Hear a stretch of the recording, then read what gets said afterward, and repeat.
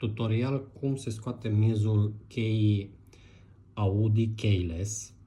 Vă aștept cu un like și cu un follow dacă v-am fost de ajutor. În primul rând scoatem partea metalică, da? Apoi pe partea din față există o clapetă, un click. Se apasă puternic pe ea și se extrage partea cu bateria. Dacă dorim să scoatem și miezul, avem nevoie de o șurubelniță subțire, iar în interior vom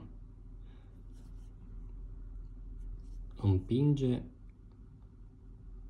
în acest punct, undeva la mijloc, și vom face presiune împingând și ridicând. Da? Vă arăt cum. Așa. Și l-am scos. Da? Așa arată. Like și follow dacă v-am fost de ajutor.